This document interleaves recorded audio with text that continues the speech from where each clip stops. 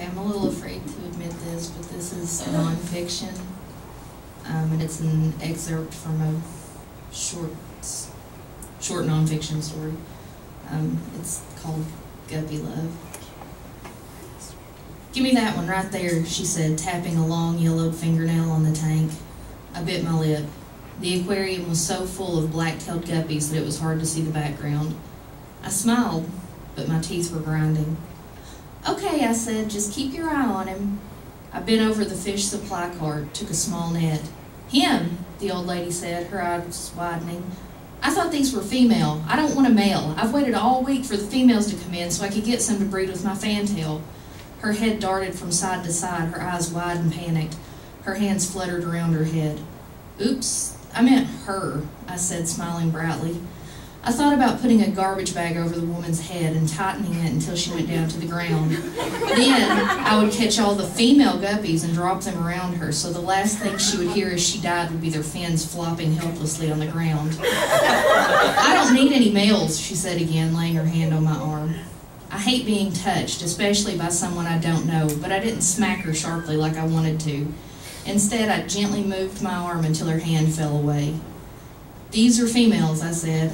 I was trying to look brightly at her, but it's hard for me to give a shit about the sex of a fish. There are a lot of old ladies like her that come in here, this big box pet retailer. I call them the quaffs because their hair is always puffed and sticky like cotton candy. They all dress differently. Some come decked out in their finest 1995 Tanya Tucker bedazzled blue jean and vest combos, while others prefer the comfort of baggy dresses or sweatpants.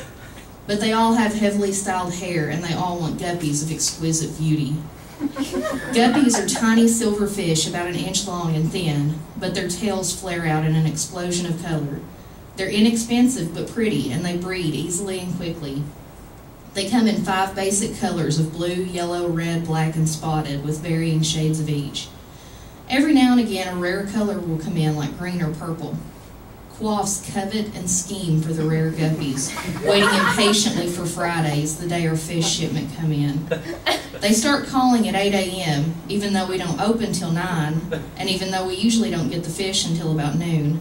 Their voices are clipped and urgent, and I wonder what kind of lives they have where their entire week hinges on the existence of an animal with a brain the size of a sugar crystal. Oh shit, I was spacing out, and now the quaff was looking at me expectantly. She must have asked a question. "I'm sorry, what did you say?" I cocked my head to the side and cupped my ear.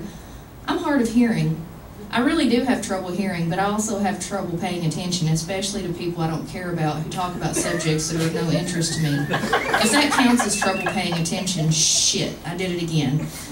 She'll probably just think I'm handicapped. It's not like whatever she was saying was going to change the world." I made myself look at her lips, the tiny vertical lines around her mouth that signaled her as a smoker. "And he just swims all over the tank, flashing his tail at the other ones." She laughed, that horrible crow laugh of lonely people. "He chases the other males all over the tank." "What a tyrant," I said, coughing my voice box into what sounded like laughter.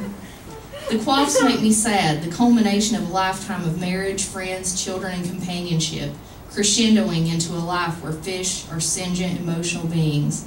An existence where human intimacy is replaced by fish fucking. "Are any of the females pregnant?" she asked, moving from one tank to another. "I doubt it," I said. "We keep males and females separate."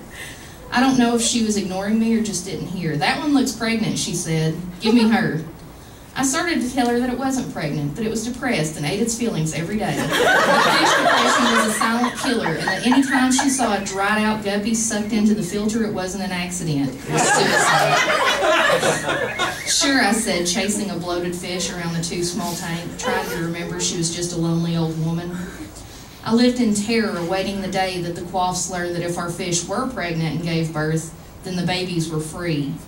And the few quaffs who did know, I hope that when the rapture comes, they get left behind, making me chase nearly invisible flecks of DNA across rocks, plants, and fish poop.